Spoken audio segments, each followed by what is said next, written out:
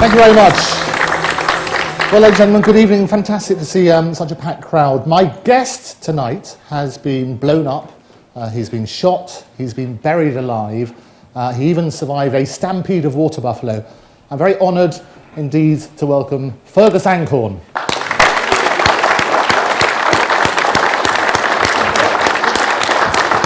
Hi, Fergus. Good to see you. Take a seat. So, Fergus, not much in your life then, really? No, not. It's been humdrum. Humdrum. In fact, you were born on the 10th of December, 1918. You probably knew that. In Duncton Green, to Wilfrid and Beatrice, your mother. Right. You were one of 4 children. In fact, the youngest. You had a twin sister as well. Yes, I did. How much of that early days do you remember? 93 years next month, isn't it? Every bit of it. I can bring it all back to mind just as if it were yesterday. Excellent. Do you have particular fond memories of those sort of times? Well, I enjoyed my youth, my young age, because everything in life was so perfect and happy that I was just floating through life in complete happiness all that time. And you actually, from quite an early age, got into magic, I understand. When was your first magician that you saw? Well, I didn't see any magicians. I was the first to do it to me, and I didn't even know you could buy books on it. Right. So I taught myself magic, and on my birthday, my father gave me a little box of tricks from Davenport's, I expect, and I used to do these tricks, and my parents used to pretend they hadn't the slightest idea how they were done. Everyone in the room knew how they were done, but I used to love to look at their faces, and that started me to think, I must do this. So every birthday, I got another trick, until one day, I was called to the house of Major Branson, who was the vice president of the Magic Circle. Right. He was in the army, Indian Army. Every 3 years, he got 6 months leave. And of course, everyone was asking him, could you possibly come and do us a show? And sorry, but we haven't got any money. And I remember he called me to his house, and he said to me, do me a trick then. So I did a wonderful trick. I don't suppose any of you know how it's done. I put a matchbox on here, and it lifted up, and then it opened, then it came down again. And he said, yeah, that's all right. What happens if the thread breaks? I thought, how did he know there was a thread there? And he said to me, look, forget all that. You're just spending money. Any trick you buy, anyone else in the country can buy it. Use these. And from that day on, I started sleight of hand. And the rest is history. And actually, you started very young with professional engagements as well, didn't you, perform? Oh, yes, I was doing that before the war. My first professional engagement was for £7, or 7 guineas as it was in then, and that was getting more than my father was earning as a top Fleet Street journalist. No, amazing. And after school, you remember going to, obviously being called up during the war. Where were you when war was declared? I was at my home in Duncton Green when war was declared, and I'd been called up before anyone else. My number was SGV1, and we had to do 6 months with the services to get ready for war. And I went in very frightened because I'd heard about these nasty sergeant majors that swear at you and get you out of bed and all that. I didn't think I could put up with it, but I had to, and I went in for my 6 months. And I came out 7 years and 3 days later. Right. And I think what was the name of the regiment you were in? I was in the 118th Field Regiment, Royal Artillery. And this is the yes, that you wore? That's the badge of the Royal Artillery, or the cream as we call it. And one of the interesting things, which I didn't know before reading your several publications, which we'll come to, is that they're all the same blood group, is that right? It was my battery's idea, I don't know where they got it from, that every driver, I was a gun driver, had to be a gunner. You had to know how to lay a gun and fire it and all that stuff. And every gunner had to be a driver. And then they thought, why not let's get them all with the same blood group? Right. And so on our gun, we were all in the same blood group. We could all take each other's places on the gun, and the gunners could also drive the lorry if I got blown up, which I did. Right. And fairly shortly after joining, you actually got struck down with illness, and I understand you were in hospital for some time, where you met a nurse. That's Lucy. right. Well, I wasn't interested in girls, really. Damn nuisance. I was an athlete. In fact, I was one of 4 men in Kent who could run a sub 2-minute half mile, which was something in those days. I can't do it sub 2 minute, 10 inches now.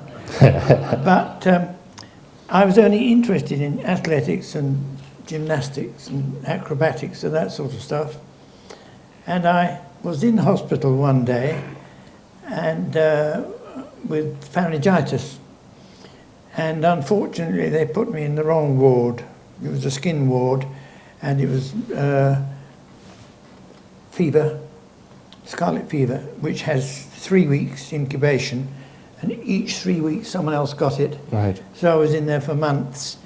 And one day we had a new nurse came on, and I had a friend in the next bed to me, and he said to me, "Are you married or engaged or anything?"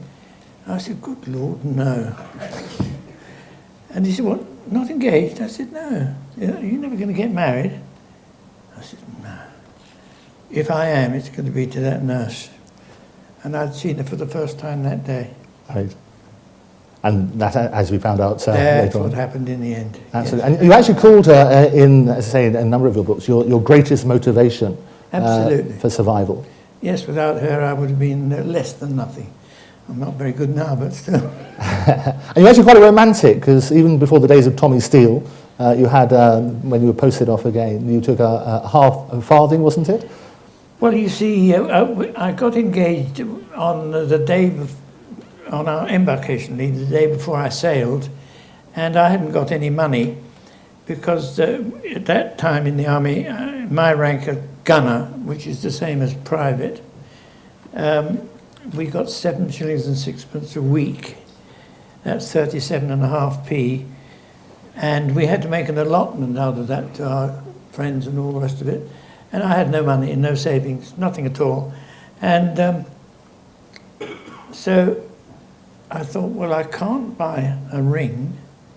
So I went to a jeweller's and I got a new farthing. For those of you who don't know, 4 of those made a penny. And got him to cut it in half. And my fiancée had half on a silver chain, and I had the other half on the silver chain. And when I went away, I said, I'll come back and then we can join it together. Right, right. And you subsequently posted to Liverpool, where I understand you started your performance side for the troops. Well, not so much as a performance. Whenever there was an opportunity, I'd get a pack of cards out and do something, And we did do the odd bigger show, but I was always at it. I never stopped liking magic. And in the bigger shows, do you remember who else would be on the bill? Because actually I understand that virtually everybody who went through Liverpool would have seen you perform at some stage. Oh yes, because the whole of our army was up there waiting to go abroad. So they would all have seen these shows. Right. And do you remember what you used to perform in those shows? I don't really. I know it was sleight of hand. I know I did a card fanning thing, producing cards. And I used to start with, I would walk on producing lit cigarettes. I did that for many years. In fact, the last time I did it was in a hospital for severely disabled children. And as soon as I produced the first cigarette, every alarm in the place went off. The smoke. Probably the parents objecting, wasn't it? I mean, you're producing cigarettes for children. What was that? Absolutely. Well, the kids liked it all right. Within no time at all, we had 6 fire engines around there. Right. And that's the last time I did cigarette production with lit cigarettes. Right, right. Eventually, after the several shows in Liverpool, and we'll come back to the effect of that later, you set sail for Singapore. Tell me about that journey. Well, it was an amazing journey. To start with, we went across the North Atlantic, which was the most difficult place for submarines and dive bombers, and we were not allowed to take our clothes off or our boots off or anything, because they were expecting the boat to get hit. And on that journey, we had 3 corvettes and a destroyer to look after our convoy of over 200 ships. It's an amazing sight in convoy. Wherever you look, ships everywhere. Right. How they don't hit, I don't know. But we went to Halifax, Nova Scotia, right through the North Atlantic. And I remember at one time I hadn't seen land for 21 days, and it was very rough seas. And I asked a member of the crew, you know, how far away is the nearest land? Right. And he said, up to 3.5 miles, something like that. And I looked all around, I couldn't see any land, and I said, which direction? And he said, oh, that way. On the way to Singapore, you also stopped off in Bombay. Do you have very vivid recollections of that? Yes, I did. We went to Bombay. This is after many months. We were on that ship for 3.5 months. And eventually into Bombay. And I was in barracks there for some time. I think we were there 3 or 4 weeks. And I was in a barracks called Ahmed Nagar. And that's the barracks where Spike Milligan was born, in those barracks. And we had the old magician turn up. And they just know one trick. It's like the gully men. You know, they do the cups and balls and that's it. And when I started with my thimbles and things like that, it frightened the daylights out of them. And I remember I went into the kitchen area one day in Bombay, and there was the usual Indian loose waller doing the washing up, right, for 150 of us in a bucket of cold water. 150, same bucket, bacon for breakfast, so you could scrape the sides off, you know. And I went across to him, and he looked at me and he said, Sahib, Sahib. I said, it's all right. And I put my hand into his bucket and came out with a lit cigarette. Right. And he said, no, Sahib, no. And I walked away, and I went back 2 minutes later, and I just, put another cigarette. And he was frightened to such an extent that the 3rd time I went, he said, no, Sahib, and he ran away. And I had to do the washing up. And actually, you were one of the more adventurous people in these different places. So I think in Bombay they were also showing at that time a film. It was Puff the Magic Dragon. And your comrades didn't want to go and explore as much as you did. And they went to the cinema. Amazing thing. We were in Bombay for 1 day before we moved up country. We got off the ship after 3.5 months at sea. And they all flocked into the cinema to see Puff the Magic Dragon, which they hadn't seen before. They probably thought it was Piff, that's why. So I didn't. I went walking around the town. Right. And got lost. And having got lost, eventually you got back to the ship on time. And arriving in Singapore, I mean, it couldn't have been a worse time, could it? Oh, no. The place was about to fall. In fact, it fell within 7 days, and all that we had was bombings and shellings. And actually, after 3.5 months at sea, we came down the gangplank being bombed and shelled, so it was straight into it. Okay, well, let me take you Friday the 13th, you remember it well, 1942, which was your last day of combat. Tell us what happened on that day. Well, normally your gun driver, that's me, has to deliver the gun and the crew and the ammunition and then clear off to the wagon lines 3 or 4 miles away, 6 miles perhaps. And the reason is you don't want your lorry to be anywhere near the gun when it's being shelled. But on these occasions, the Japanese had a balloon up over the top of us with 2 Japanese officers with binoculars looking at us. So we had to fire a few rounds and then get out of it and move off to somewhere else.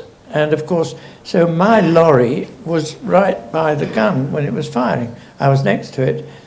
and our gun got hit, and I was sent down to Singapore town to get another gun in the ordnance yard, about 15 miles away. And when I got there into the ordnance yard, should I say what was the Sergeant Major? Of course. The Sergeant Major said to me, "You're from the 118." And I said, "Yes." Well, he said, "I've got a present for you." And he gave me a shell, fused, ready to go off. And I said, "I'm not taking it," because I was alone. And he said, "You are taking it?" I said, "No, I'm not." He said, "You are taking it. That is an order." And I said, "I'm not taking it, and that is a fact." And I refused it. But as I drove out of the gates, he plonked it on my lap. And so there was I, driving along the road with a fused shell on my lap, waiting for trouble. And I found it. The Japanese, of course, had mastery of the air. We had no aircraft anywhere. So they used to fly around in 27 at a time, 3333, looking for targets. And what did they see? They saw a lorry with a gun on the back of it going up Thompson Road, which is a long straight road. And which we haven't mentioned at the moment, I've been bombed several times and lost friends. So I was terrified of being bombed. And I saw the people in front of me diving into the ditches and covering their heads up. And I thought, oh God, not more bombs. And I decided to get out of the area.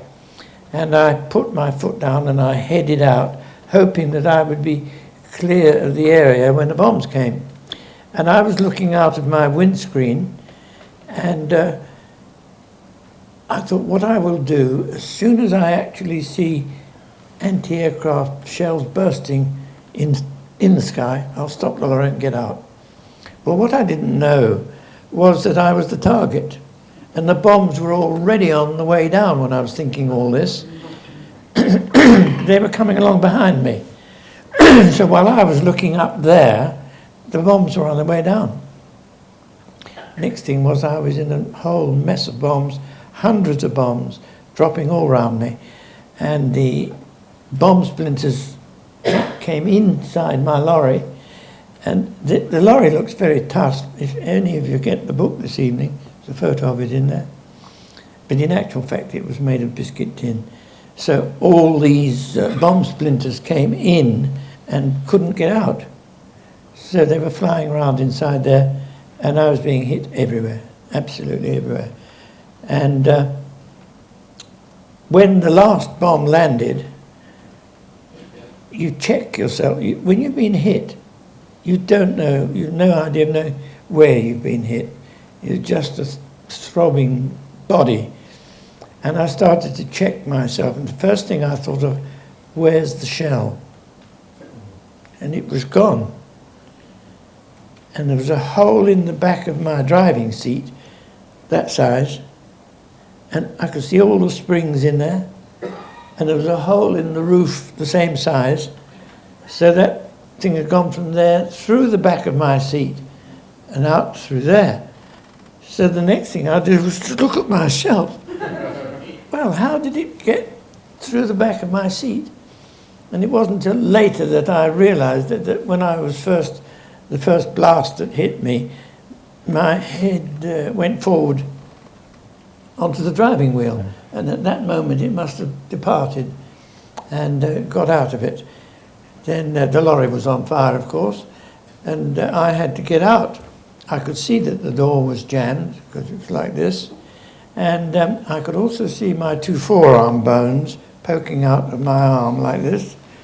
And I went to open the door, and I saw that my hand was hanging off, just by skin. And I still had to get out. I was paralyzed from here downwards. And I managed to lie on the seats of the gunners, because they're 6 abreast, right. Big wide lorry. And I kicked the door open and jumped. Now, I tell you, I was paralyzed. It didn't make any difference to me how to get out of it. And while I was in mid-air, I was shot. Oh, it was Friday the 13th, by the way. And that brought me down, and I picked myself up and ran away like a frightened rabbit.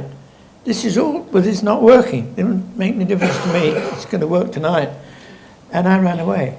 And that's where I ended up. I was in a ditch. Right. And that's the lorry that I was in when it happened. And obviously, a lot of blood. There was a very, very severe Well, but injury. this artery had gone, and it was coming out like a bathroom tap. And you found out later that you actually discovered by one of your colleagues. Yes, there was an official escape party. If you tried to escape, of course, you would have been court-martialed and shot. But the regiments had orders. Anyone that can get out, get them out of it. And it's an order. Every man for himself. And in my regiment, 15 of them were chosen. They would all be specialists, signallers, surveyors, people like that. And 15 of them set off. One of them found me in the ditch and turned me over and had a good look at me and pronounced me dead. And which I wasn't, actually. And he took both my dog tags off, and they tried to get out from Singapore. It's obviously a mistake doing that, because you're supposed to leave one with the body for identification purposes. That was a very wrong thing to do, to take both my dog tags, because one has to stay with the body and the other for the records. He took the two. And they found a little rowing boat, and they got out of the harbour through all the Japanese destroyers and cruisers and all the rest of it. They got out.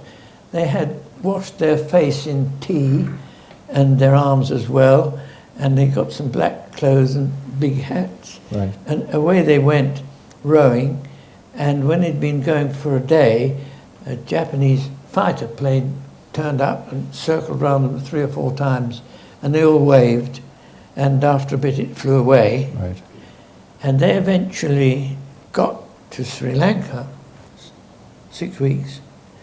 And the first thing, of course, was that they were debriefed. Right.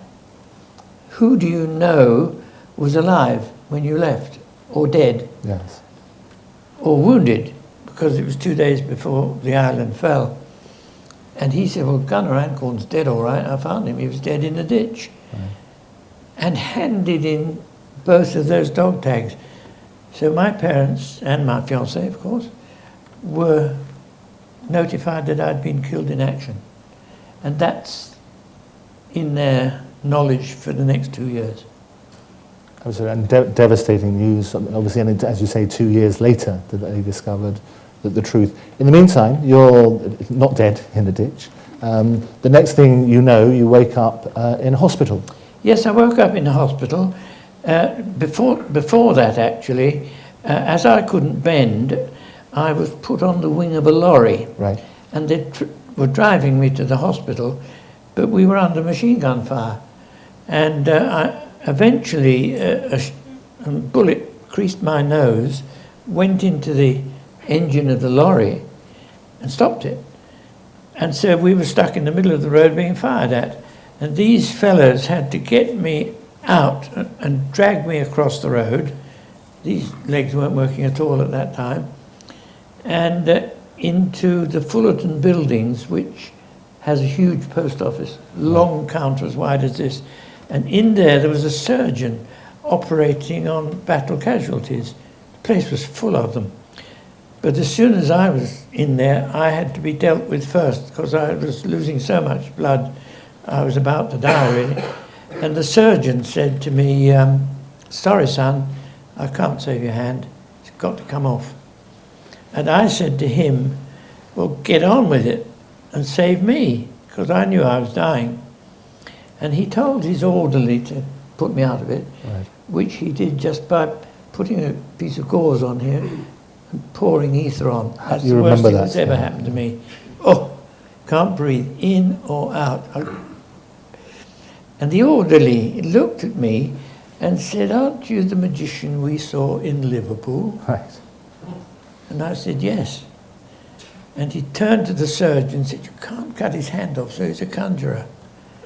The last thing I heard surgeons say, "I'll see what I can do." Right. And the next time I woke up, this is the funny part, I kept waking up in different places. I don't know how I got to any of them, but there I was. Just there, you wake up, and I was going in and out of consciousness for 2 or 3 days.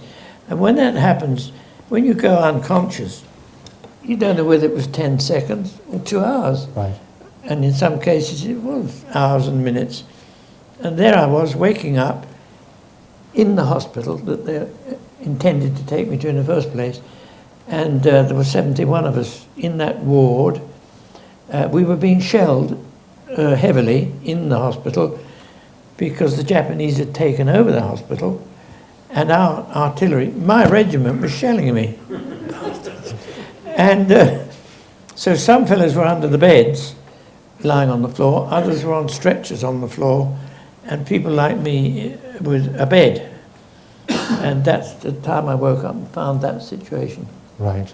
And when you did wake up, you didn't see the normal doctors you were expecting to see, you saw someone in uniform. That's right. Well, what happened, I saw the walking wounded walking out of the ward. Right.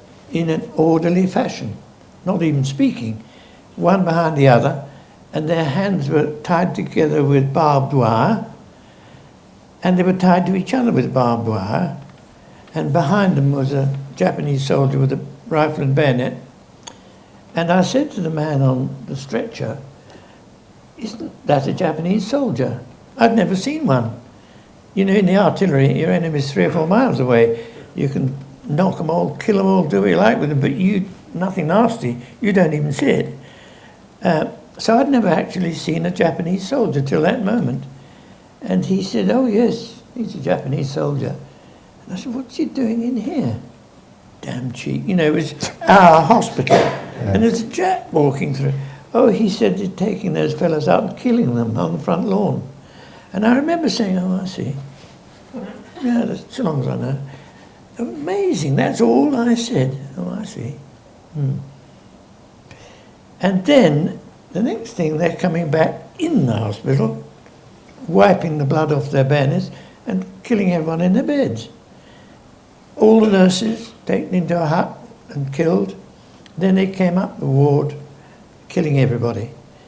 And I'm the only survivor. In fact, that day, I mean, it was the Alexandra Hospital. There were 200 people, staff and patients were killed. Yes. Why do you think you escaped? Well, there again, all the nasty things that happened to me had a good ending. And this was one of them.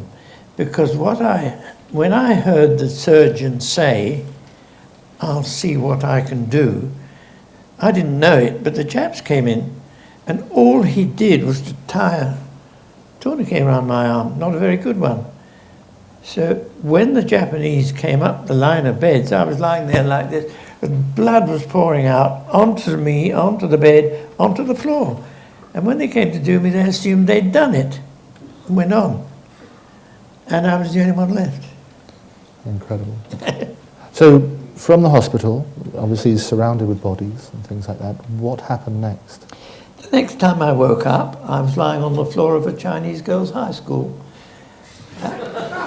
As you do. Yes, you would. Yes.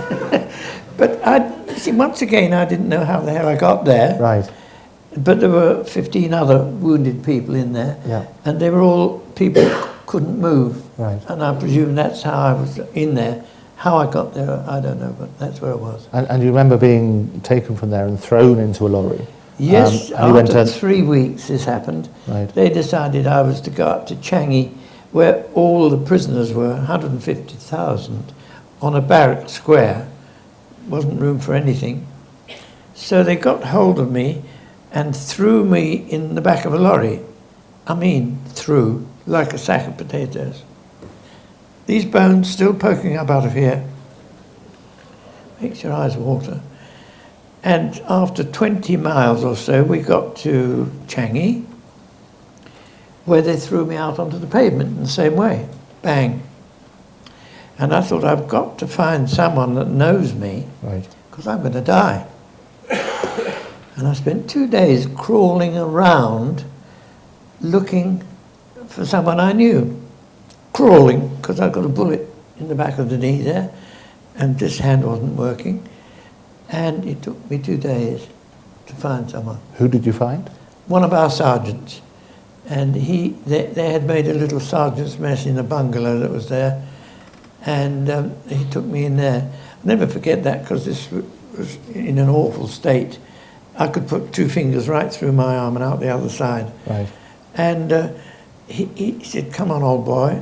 And he went out through the swing doors and let him come back on my arm. Oh, you'd think he would have thought of that, wouldn't you? But that's how I started really, being made whole again. Right. And life in Changi, there were actually, what, about 140,000, 150,000 other prisoners. Yes. And food was obviously very difficult at that sort of time to find things. Well, we had no food for 6 weeks. 6 weeks without food. So when someone says to me, "I haven't had anything since breakfast, I'm starving," I want to cut his throat. They don't know what starving is. When I came home, I used to lose my temper whenever I saw anyone throwing crumbs to the birds. Right. What I could have done with those. And your chopsticks, which we have actually here, this is what you used to eat, I mean, with the little bit of food that you got. Yes, well, no, when I was first taken, I had no clothes on at all. Right. And also nothing to eat with. I didn't even have a plate or a mess tin or anything. And more important than that, I hadn't got a water bottle. And I thought, well, I've got to make something. So I made these little chopsticks out of a bamboo hedge there. And I knew that I couldn't use them at that stage. So you might see they're pointed. I thought, if I can't pick them, I can stab it. Right. And these are 70 years old now, and I still use them every day. Saves on the washing up. Yes. Well, and as you did get paid during that time, and it was 10 cents a day, which you had to buy Yes. rice. Yes. But I understand that because of the disease that used to happen, caused a lot by the flies. Well, I love any animal you can think of, or any creepy crawly. I love them all, except flies. I'll kill every last one of them I'll ever see. They were the ones that were killing us. Dysentery. And the Japanese, they said that actually before you get paid, you have to catch a certain number of flies. Is that right? They realised that everyone had dysentery badly. And so the Japanese decreed that for our 10 cents a day, we would have to catch 10 flies and show them the corpses, and they would go into an incinerator that we had built there. And when you'd done that, you got your money. Now, when you've got 50,000 people taking 10 flies a day, you're getting rid of the fly population. And that didn't affect the Japanese. You get no money till we get our 10 flies. Right. The whole object of the thing was to get rid of the flies, but now they weren't paying us because there weren't any. So you actually had to go to nasty places to find flies. For instance, you could get a bit of old stinking fish and put it down and wait, because the flies appear instantly. And after that, when there were less flies, the only place was the dysentery latrines. Not nice. And you caught flies there. And there were no flies then. So I thought, well, I'm going to start a fly farm. Well, it could take you all day to find 10 flies. Right. So I got a bottle Yes. and put some maggots in, and in no time I'd got flies in there. Right. And I filled it with these flies. Yes. And so I was selling them. I sold the 10 flies to each person for 5 cents. So they got their money without having to work for it. I got 5 cents their money. So I was making quite a good living out of it at that point, breeding flies. Right. And even without breeding the flies, you came up with another ingenious way where actually you didn't have to have flies themselves. Well, that was it. it got a bit tough. So what I did, well, it wasn't me really. We had an English sergeant, Sergeant Faircloth. Yes. He was in charge of the incinerator. Right. It was about that high, like a pillar box. Yep. And there was a Japanese guard there. We showed him the thing, and he nodded, and in they went. Well, now this sergeant thought, well, I want to get in on this racket, you know, why should he get all the money? So he made a flap at the back, so that when the flies went in, they came out into a box that he was holding. So he was able to sell flies then. But the only thing was, after a day or two, that when you showed them to they could see rigor mortis had set in on these flies. They couldn't possibly have been caught that day. Right. So we had to stop that. But you then came up with, rather than just breeding flies and recirculating them, you started making flies yourself. Yes, I thought, well, I'll make flies. And I got there was a lorry tyre. Right. And I cut bits out of it and made these flies. They were big flies. They were, the back end, we didn't call them blue-tailed flies, something like that. Blue something or other. And they had red faces, big red bits. So I got a piece of tyre from a lorry, made a fly, and I got some not sellotape, that sort of stuff, and put those on for wings, and then I dipped them in some red palm oil, Right. which gave them the red eyes, and then they looked perfect. You know, you hand them to the Japs, and in they went. How did that work in the incinerator? I mean, rubber and incinerators doesn't go so well, does within 2 it? days the whole camp stunk of burning rubber. And things were getting a bit naughty. Right. And I tried to sell the flies, but it was a buyer's market. Right, right. I could imagine. No one would buy any. Right. So I had to get rid of that fly farm of mine. Sure. And that was the end of the fly episode. Right, right. You had some interesting characters as well at the camp. I mean, you came across Searle, I think, at that sort of stage. And also, when did you first come across him? Ronald Searle, as you know, the St. Trinian's man, Yes. he was a friend of mine because in this country, when they first made the concert party, the army decided to have a divisional concert party, not just a few fellas having a bit of fun, Yeah. a proper concert party to tour the country and do shows every night. And I was in that. Thank you very much. You're welcome. Not much competition for me to get into it. All Right. the others were singers and instrumentalists. I was the magician. And so we were in the concert party, and Ronald Searle, who was a signaller in those days, I think, he came into the concert party and he did all our backdrops for Right. us. And I never saw him again in action, but I bumped into him again when we were first prisoners. Right. He's still alive today. Are you still in touch? I'm in touch, rarely, but he's very frail Right. and losing his sight and all that. And, well, not many of us left. Right. This might be the last time you see me in this theatre. But also, apart from, there were other performers there as well. Do you remember some other magical performers well known to the magic community?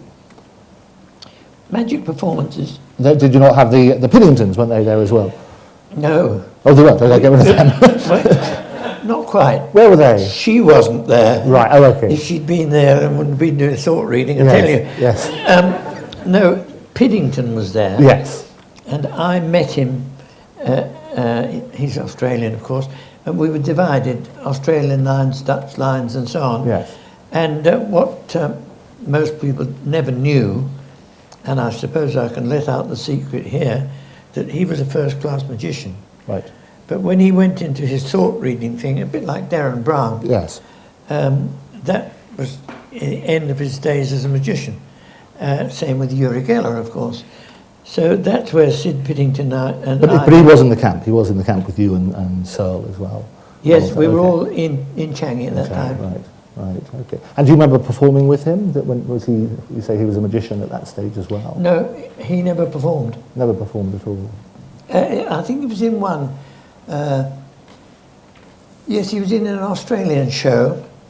They had a very good producer there, John Wood, who, Right. and that was his job in life, actually. And I remember going through to the Australian lines which could cause trouble if you were caught. And he was doing billiard balls Right. beautifully. Okay, so there we are. I thought the story was there somewhere. It Yes, sounds good. yeah. But you weren't going to stay in the camp. What happened is the Japanese felt they needed a workforce for building a railway. Yes, and you were moved. That's right. I always regarded myself like an animal because, you know, you get woken up early in the morning and taken to a boat and shushed up the gangway just like sheep. Right. You don't know where you're going. No one telling a thing. Get in there and up you go, all into the boat, and away you go. And the same thing happened in Changi. Suddenly the Japs took us down to Singapore Harbour, and in our case to the railway. And next thing is we're heading for Thailand, or Siam as it was then. 5 days in the trucks, very, very hot. Right. In the day, 100, 110, 120, and very cold at night. No room to sit down or lie down, and everybody with dysentery. I will say no more about that. Right. And obviously, we spoke about this before, the chronology of what happened next was quite confused, and you get different reports in different publications. I think you explained last time that the reason for that is that your real focus was not on remembering where you were, but actually just on survival. All I could think of was survive. I had made up, when I went, I said to my fiancée, look, I don't know what's going to happen.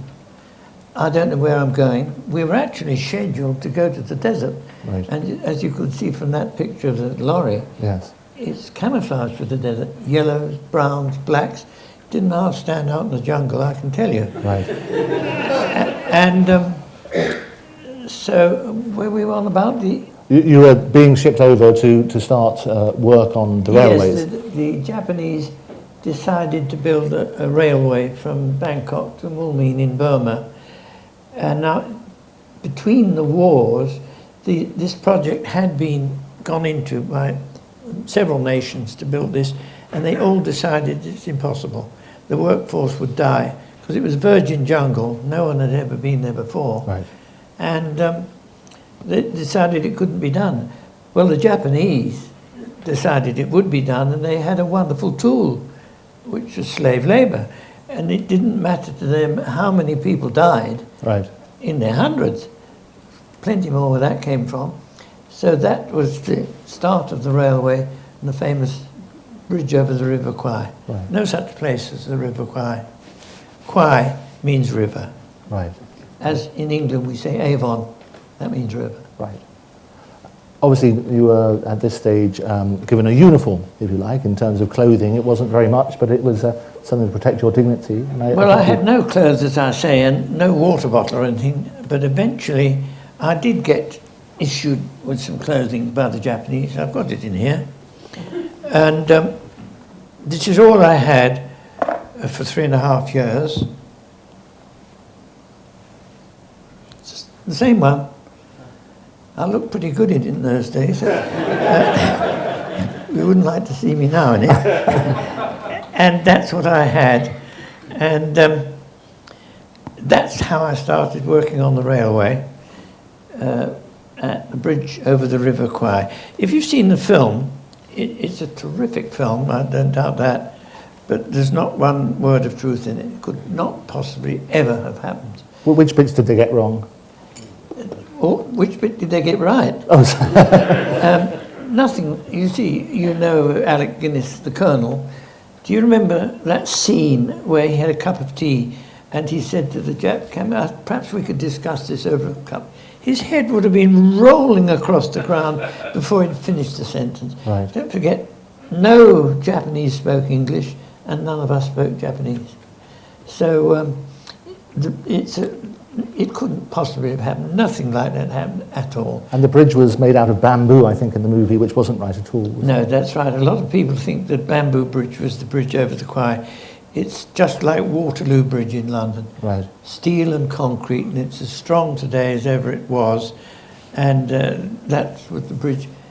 The one they're talking about, there was a bamboo bridge like that, but that was 100 yards down from where that the main bridge there is. Right. And that was just a service bridge that we used while we were building that. Actually, that photograph you've got there is the centre span of the bridge being knocked out by our bombers.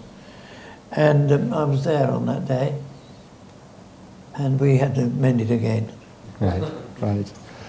During the summer, you'd moved camp fairly regularly, because every time there was the railhead that you would sort of keep moving every so many days, and as you say, yes, you would be taken to a point in the jungle, and they said that's where your camp is going to be. You can build the camp after a day's work, and that would be the railhead, and that's where you'd be for 2 or 3 weeks till it was built up to there, and then you move on to another point. Right, and during this time, the Red Cross were able to get certain things through to you, including ability to send some postcards home. Yes, that's right. Suddenly, out of the blue, I think it was a Red Cross postcard, we were given a postcard that we could send home. Now, we were not allowed to write anything. We never had pencils, papers, they were all taken away.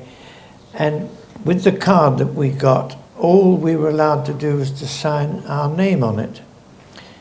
Now, it was pre-printed, and I see you've got it there, and it says such things as your mails received, and you see in brackets I put 2 little dot things at the end of and that says and photo in Pitman's shorthand. And the next bit there, where it says I'm in hospital, crossed out, and the next bit is crossed out, and the crossing out there reads building a railway from Bangkok to Moulmein in Pitman's shorthand. You can just see it there. And the next line, I am not working, nothing there. And then we were allowed to put 5 names, and this isn't the first one, because on the first card, one of the 5 names I put was Pitman. Right. And that was my signature as it used to be. Later on it was changed. Right. And you found out several years later the story from your mother when she received this. Yes. What happened, for 2 years they had been told that I was dead, and my mother refused to believe it. And they were allowed to send a card every week with 25 words on, that's all. And my mother sent one every week. She said he might not be dead and he might get this. And she would send these cards off every week. That's why I got a few cards. Most people never got any cards at all. And she used to send this card with 25 words on it. And we were allowed to send another card. When it eventually got to England, it got to my mother, and she said, well, he really is dead. That's not my son's signature. And she took herself off to bed, my name not to be mentioned, you know, and 10 minutes later she was screeching the house down, he's alive, he's alive. And what she had spotted is these are the crossings up. That one there, you see how easily that would look like in the middle on that last line. That says don't worry. The top one there says Canberra Camp. And that's the thing that caused all the trouble, that signature. You can see that it's not the signature we first used. Now, when I was a little baby, they called me Smiler. And when I went off to the war, my mother said, you know, whatever happens, you keep smiling. Right. And she took herself off to bed with this card. She must have sat there just looking at it. That's when she started screaming. The top bit of the F there in Pitman's shorthand, that loop says still. And a squiggle at the end of the G says smiling. So she got the message that I said, still smiling. And from then on, she knew I was alive. And it's actually very dangerous, I'm putting this in perspective. Oh. If you'd been discovered sending coded messages home, what would have happened? Well, the Japanese had divided us into 10s. So if someone got into trouble, so did the other 9. So if you were going to escape, you either had to take the other 9 with you or swear to them that they wouldn't say anything about it, or you had to stay there. Likewise, if they'd discovered that code, not only would my head have come off, but so would 9 others. Right. And I remember taking my card to the Colonel, the great, wonderful Colonel Toosey, Right. and I said, "Can you see anything wrong with this card?" He said, "No, why?" I said, "Look at it. There's a code in there." And he looked at it, and he said, "Well, I can't see anything." So I said, "Good, I'm sending it." And off it went. And I had a reply from my mother with the usual 25 words, and you see the bit that I've highlighted there. Also still smiling. So I knew she'd got the message. And at the top there, I don't suppose you'll see it very well. At the bottom, you see that bit there in shorthand? I did that in pencil. It says yippee, because I now knew that she was in contact. And when a few months later, this was 9 months later, I got that reply, I said to the Colonel, "It got through, Yeah. They've got the message." Now, my father was a journalist, Fleet Street journalist, and in those days they had to go to the Ministry of Information every day Yes. for a meeting and told what they could print and what they couldn't. And I said to Colonel Toosey, "If you like, I can do some cards for you, Right. if you can pinch some, and any message you want to get back, I will send it to my parents. They will be looking." Right. And Colonel Toosey said, "No, Anckorn, I'm not having you risk your life for me." He said, "I've got contacts in the War Office. So if you do, I can tell you what I want put on there, and I will send it to the War Office via my contact." And that's what we did. And to this day, I don't know whether it ever got through. And if it did they know what to look for? Right. So they would have known nothing about it, but it was there. I'd love to go through their archive and see if it's still there. In the camp, obviously, there's a lot of different talent, many people from different walks of life. And it was trying to get those memories from home, apart from the letters and things like that. You obviously had a photograph of your fiancée. Yes. And one of the creative people there turned it into a watch, I understand. Well, that's an amazing thing. I was on what was called a maki party. Maki is the Japanese word for firewood. And you could go out looking for firewood. You had to find dead wood. You can't burn green bamboo. And you could go to the Japanese guardhouse. They would give you a little wooden billet, and off you'd go to the jungle. We never had a fence round our camp, nowhere to go. 2,000 miles of virgin jungle, where are you going to go? Now, I loved the jungle. A lot of people say the green hell, best place I've ever been, wonderful. So it was like the flies. Right. After a few days, it's harder and harder to find wood. So I used to get out of the camp early and go off into the jungle, find the wood, and bury it like a dog. Right.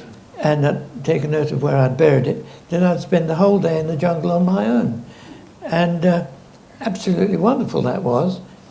And on my travels one day, I found the bezel of a watch. That's the chromium bit that you can see there. No works, no glass, no strap, no nothing. But I thought, well, I wonder if that would fit the photograph that I've got of my fiancée. And it did. So I stuck it in there. I made the strap out of an army shirt collar, put a buttonhole and a button, and that used to dangle loose on my wrist. And there's no glass there. And We have that here as well. it is. Oh, by the way, look at the size of my wrist. That used to dangle loosely on my wrist. And there it is. It's as good today as the day that photograph was taken. It's been on my wrist through monsoon, through mud and all sorts of foul things and it's as good as it was then. No glass, nothing. So that's 70 years old as well. Amazing, isn't it? I mean, you talk about the very hard working conditions and things like that, and there was a particular time when you had to creosote the thing which has been built, and obviously you were still very much suffering from the injuries which you had sustained with the bombing. That's right. Well, due to the bombing, a certain part of the brain that deals with balance was damaged by the blast in those bombs. And as a result, I had vertigo very badly, and it only has got worse ever since. That's why I need the stick. I have no balance at all now. When we built that bridge, it's the only time, by the way, we had elephants to help us. It was teak that we were making it out of. Every joint, we put a little box of termites in with it. And, well, we hoped that they would eat the bridge when we'd gone. The termites like teak? No, I found out 2 years ago they don't like teak. Somebody did too hard for their teeth. That's right. But when we'd put this up, it wasn't a bridge, it was a viaduct right round the top of a mountain. And we had to blast the mountain away with dynamite and then put the bridge up. It's the best part of a mile. Still there, you can go over it on a train at 5 miles an hour. It sways a bit. And when it was up, we had to creosote it. Yes. Now, in that temperature, we worked in that temperature all the time. I never ever heard anyone complain about the heat. It was 100, 110, 120. We just like animals. But if you got a spot of that creosote on your hand, blister came up straight away. And the Jap guard told me to climb up and creosote it. Yes. Now we had a 5-gallon tin of creosote, very, very heavy. And of course I had no hand to carry it with. For 5 years I had no hand. So the only way I could carry anything was on here. Right. And he told me to get up and climb up and creosote it. Well, due to the bullet in my knee, I have a dropped foot to this day. And the only way I could is this movement that I'm doing. I can't possibly do it with that one, but I'm trying now. Right. And so the only way I could get around, I had a rope tied round my foot, and I used to pull it up to walk. As a matter of fact, I've just noticed, you see at the bottom of that shoe there, there's a little D ring which I had put in a long time ago, and I had an elastic band going up through here and onto a bit of rope round my waist and under the shirt. I say that because last time I was examined by a doctor, he said, "What's the rope for?" But that was the only way I could move that. So I told the guard, I can't do it. Yes. All in sign language, you understand that. So he went and got a bamboo pole to beat me up with. So I started climbing with vertigo. Right. And so what I would do, I have this very heavy creosote, I didn't want to spill any on me, get hold of something there, lift this foot up with the rope and go up like that. It took me about a half an hour to get up to the 100 feet up there. And then when I got there, I didn't mention, that day I'd found a hat. Right. Yes, it was a banana leaf hat. When I got to the top, I just hung on to the bridge and shut my eyes. The whole world was spinning round. How high was this? About 100 feet. 100 feet high. Mm. And I couldn't move. Right. And he was shouting at me from down there, and I said, no, I just couldn't do it. I couldn't open my eyes. If God had told me to get on with it, I would have said no. And so the result of that was he came flying up after me, right. Like a monkey, 35 seconds.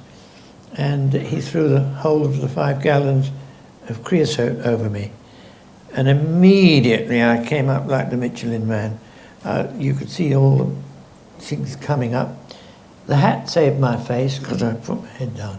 And I was telling this story a few years ago in Singapore where I had gone with a party of about 10 other ex-prisoners of war.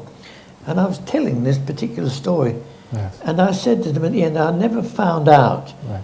whether I actually fell off the thing into the river or whether I managed to get down. All I remember is waking up in the river, being washed down by the other fellows, and a man on that night said to me, "No, you didn't fall, we carried you." Right. And he'd been on the bridge that day, and I met him for the first time. And they'd carried me down somehow, horribly burned, and washed me down. Right. Now, just like all the other things, the massacre, and all good for me, because the Japanese could see what state I was in, so they put me to go down country. Right. And I went to my friends who I'd been working with and said, "Well, I'll see you around when I get better." And my particular friend said, "You won't see us again." And I said, "Why not?" He said, "We'll all be dead." And they were 3 weeks later. So if I hadn't had the burns, I would have been with them. That was Lester Martin, who was your Lester friend. Martin, a very good friend of mine. And he was right, they were all dead. And he was the fittest man, the fittest prisoner ever. He was a county cricketer in England. Right. And because, as you say, because of the horrific injuries, you couldn't work. But No. that actually gave rise to surviving yet again, because you got moved to a different camp. Which camp was this? Kwai. Right. And that was turned into a hospital camp. When I say hospital, it was still grass huts and things like that, but it was used for hospital purposes. And I was there for about 8 months. And actually, again, food was an issue, but your skills as a magician came to the fore again. Well, this is the great thing, because the camp commandant there was a bit of a magic buff, and he'd seen me practicing magic to try and get it left-handed, because this one wasn't working. And he sent for me to do magic. And so I went in there, and he said, "Get on with it." And I said, "No, I haven't got anything. I had the loincloth, that's it." So, all in sign language. So he said, "You speak." So on his table, there was a tin of fish. So I borrowed a coin off him and vanished it, then opened the tin of fish and took out the coin.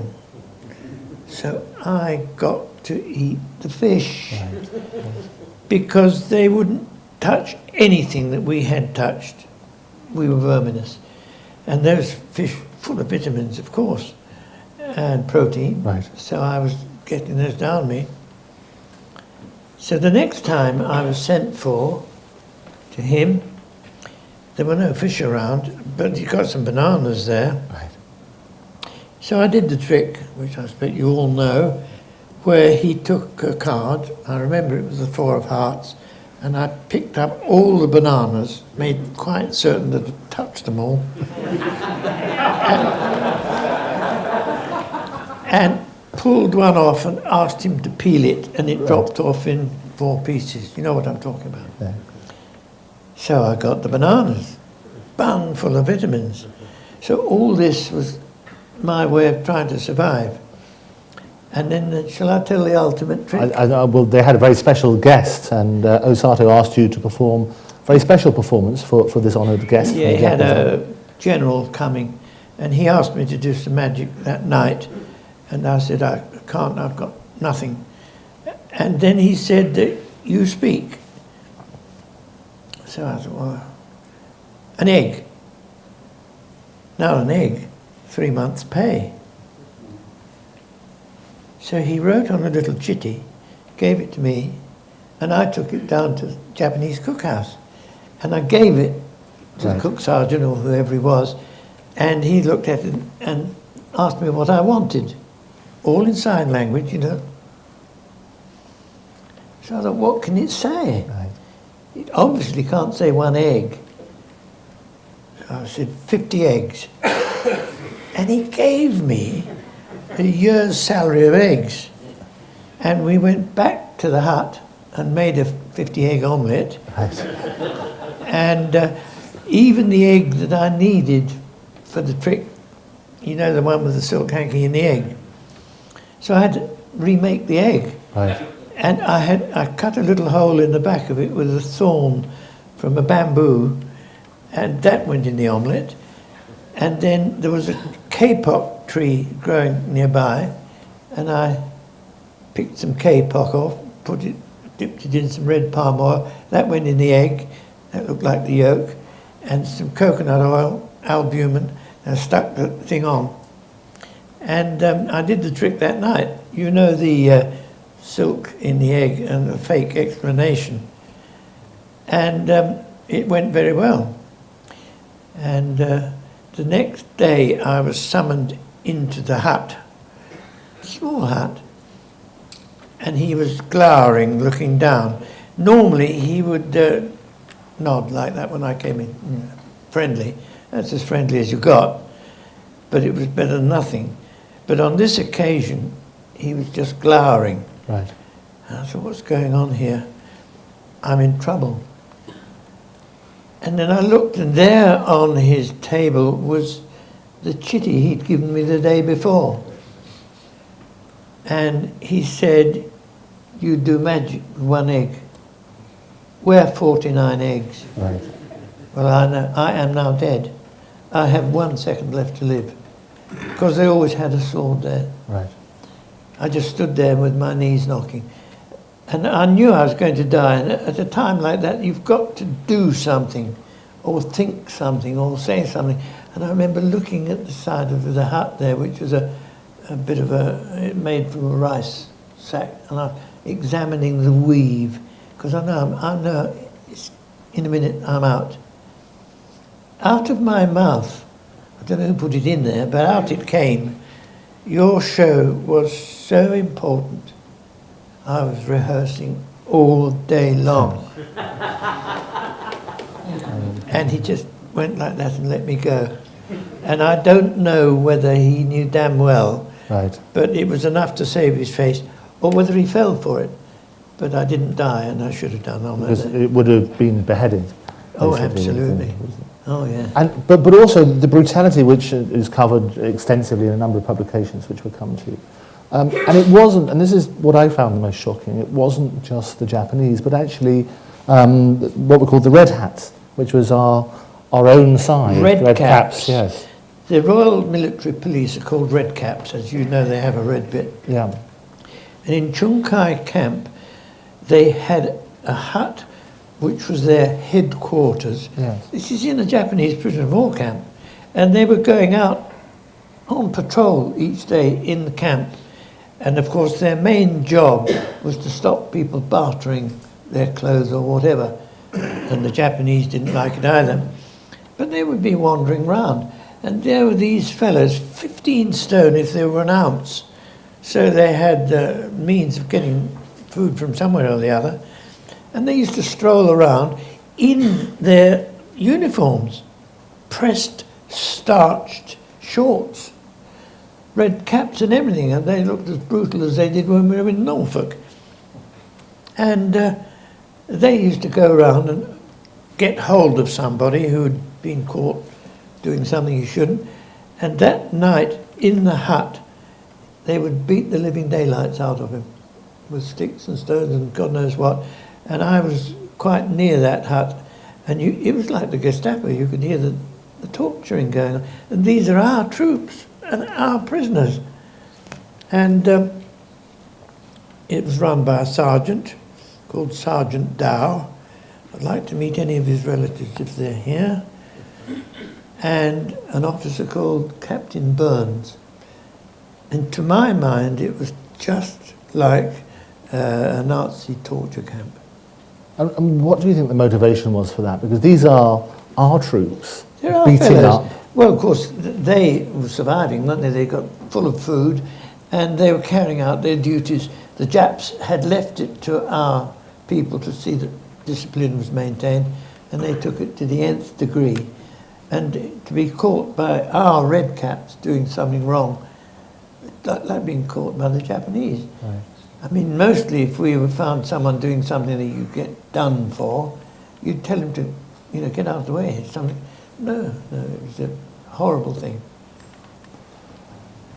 The final camp that you went to was Eborn. And there it was basically a different sort of facility where you had an aerodrome as such. Tell me about that. What, the camp itself? Yes. Well, it was a well-run camp, and conditions were pretty good, and we could do much as we wanted to, and we were given the chance of having a football pitch and a basketball pitch, which is what we did. And the fellow who marked it out a normal football pitch with the centre in the middle and the goal posts, marked it out with ashes. Right. Now, I don't know how he thought of this, but he thought, as we were being bombed regularly by our own planes, there should be a sign for the RAF to know that it was a POW camp. And you mentioned, just before we come on to that, about the bombing. And just before the bombing, as you say, it was a prime target. And I think the Japanese used to put prisoners right in the middle of where the prime target was. In the hope that the RAF would know that we were there and they wouldn't be bombed. Right. But they had to be, so we were always in the... And one particular air raid that you had the bombing... That is the most amazing thing you've ever seen. One night I came out of the hut to empty my swill. Yes. On a lovely summer's evening, about 7 o'clock, and I was the only one out. There was another man walking along somewhere, and of course we never had air raid warnings. Right. No such thing as radio or telephone or anything. So when there was an air raid, someone had to hear them coming and raise the alarm. Well, on this occasion, everyone was in the huts finishing their rice, and I looked up, and there were 27 liberators coming right up the middle of the camp. Now, as I have hinted, that the worst fear that I can ever think of is being bombed. Right. It terrifies me, because I've been bombed on so many occasions. You see the History Channel on the box, and you see these planes with all the bombs. I know what it's like. And on this occasion, there were these bombers, and I thought, my God, they've got it wrong. They think this is the Jap camp. And it was too late to do anything. They were flying slowly, like this, and I could see the propellers even turning. At that moment, another person jumped in the trench with me. I remember his name, Captain Stone. He was a doctor. And I looked up, and in the leading bomber, I could see a man lying down, looking at me, and I could see his thumb. And then I saw his thumb do that. I could see all that, and I saw all these bombs, hundreds of them, coming towards us. Once again, for the fourth time, I said, I'm dead. And then, suddenly, the bombs started to drift sideways. Never seen anything like it. I didn't realise they'd work all this out. And so the bombs were drifting away from where we were into the Japanese camp, which is no further away than that wall. And at a time like that, you have two sorts of people. One person must look, the other person can't. When a cat's being traced by a dog, it goes around the corner and it stops and looks back to see how it's getting on. Right. Well, I'm the sort that has to look at what's coming to me, and he wasn't. And I saw these bombs heading for the Japanese camp, and I said, you've got to look at it. You must look, we're all right. The bombs are going into Hashimoto's. And we looked, and at that moment, 5 loose bombs came out of that bomber right across the camp, and I was buried alive. The bomb landed on the side of our trench. Now, within 3 minutes they dug us out unhurt. It was sandy soil. Everyone was out. The huts were on fire and God knows what. And as we got out, the planes were coming in again for another run-in with incendiary bombs to set the whole lot on fire. And I remember this Captain Stone said, "Get back in the trench." Lightning never landed in the same place twice. So it was hard to get in. It was full of rubble. And I remember digging like a dog. And I had this vision of me lying, we couldn't get in properly, it was full of rubble. And I had the vision of me in there with my bottom out. And I could see it being sliced in, a horrible feeling. I just want to get that down out of the way some way. Never could. But we got 2 incendiary bombs in the trench on that occasion. So it shows you how close we were to the... And as a result of that, as you say, you used to mark the football pitches in a certain way. You tried to pass on a message to the pilots to point out where you were. How did you do that? Well, the fellow that marked it out... Can I just explain about that picture? If you see all that stuff up there, that's not jungle. That's bombs bursting. So you can imagine the noise. That's why I wear these hearing aids. And can you see the 5 loose bombs? I'm under that one. That's the one I'm under. This goes back to 10 years after the war. Right. I used to go to hospital every year for tropical diseases. And there I met the bomb aimer who dropped those bombs. And he had that photograph under his pillow. It's 10 years after the war. Right. And I said, "What have you got that there for?" He said, "Well, you don't know how difficult it was for us. It was an 8-hour flight from India. All the way we had to think we've got to try and miss our lads. And if we made a bad job of it, we had 8 hours fly back. Think about it." So we were always worried. And he said, that raid where I'd done such good bomb aiming, I never know how many of our lads I killed. Right. And I said, "Well, I can tell you. You killed 13 and you buried 2. And I'm one of them." And he said, "In that case, this belongs to you." And he took that photo from under his pillow. And I said, "What have you got that for?" He said, "Well, I've always been troubled about that day.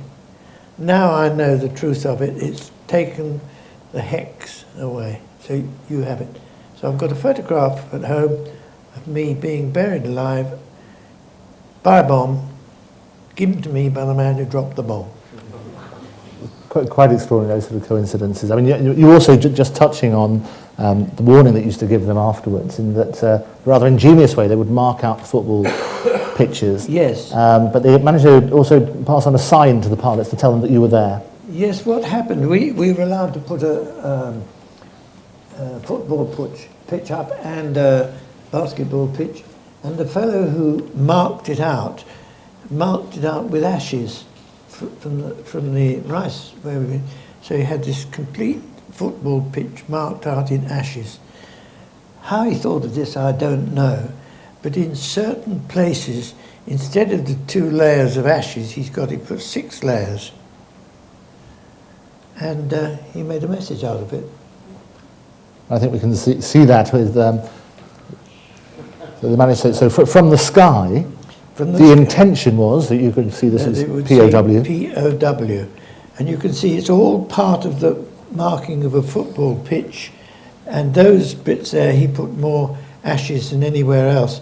And I saw him do that. And on parade, we were standing there. It's the most horrible feeling, standing there with that damn great sign, wondering why no one else has seen it.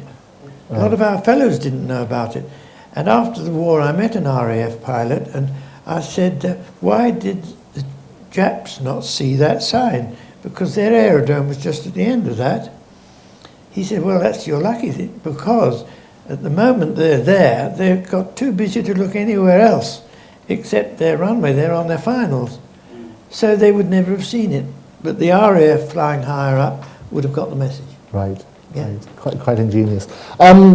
what happened near the end is the end of war was declared, and unfortunately it wasn't the end of your journey then, because your captors wanted to take steps to get rid of you.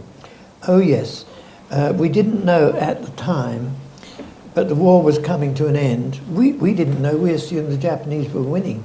We assumed we'd never live long enough to see the end of it. But they had been given specific orders that if any ally put 1 foot on Japanese soil, every prisoner of war was to be liquidated without trace. And they had given them methods of how they could do it. They could get us in a cave and flamethrowers in there, or they could march us out to the sea and machine gun us, or in our case, in my camp, they were going to get us on parade for Tenko accounting and machine gun us. And so we had started building this, digging this mass grave for us.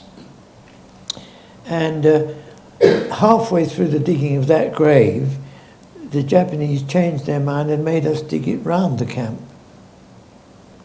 A moat. Right. So we couldn't get out when we were being killed. And at that time, I thought to myself, well, if after the war anyone should discover this mass grave, they won't know I'm in it.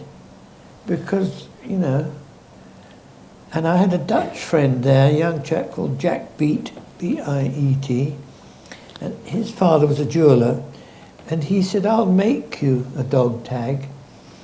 And he made me a dog tag, there it is, in the same sort of shape as the underground logo, and he scribed it with all my details on it, with a nail which he sharpened, and then he made a bangle.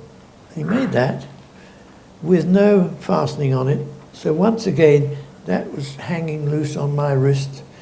My wrist was about that size. And all the details were on there.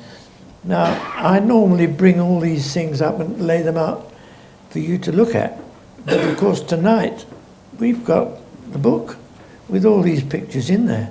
And you can see the wonderful job that he did scribing the details on there. It looks as if it had come from a jeweller's shop, like my farthing.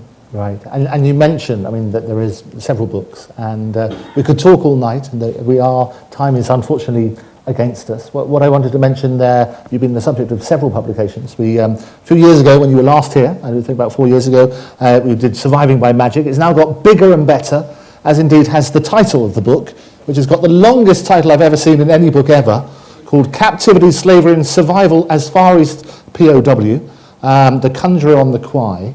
And we are honoured indeed today to have in the audience the author of this, Peter Fyans, who's a big round of applause for Peter.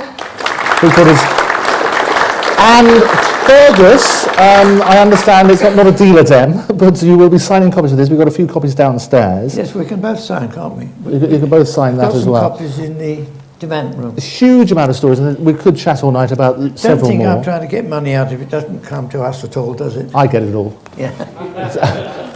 But it works on that sort of basis. But Fergus, just to finish with, and there's huge amounts of stories, a lot of which are covered in the book as well. How would you like to be remembered? Well, I've always thought of myself as an animal being driven to do things, which I did without complaining. And I've always thought I'm a peace-loving person. I just want to live a peaceful life, which I do. And I like people, if they thought about me, to think, well, that was a good way of seeing through life.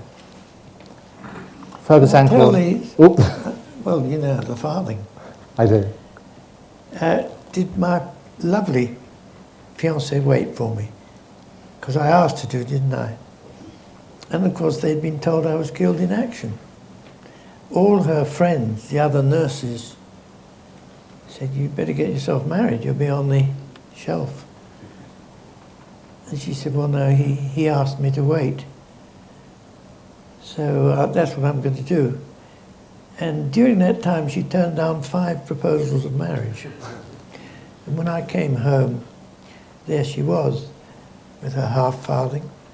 And I said to her, well, I'm very sorry, I lost my half farthing, but I've brought me back. It was the first time we'd ever looked at that farthing. I don't know whether the jeweller was a swine or whether it was just an accident.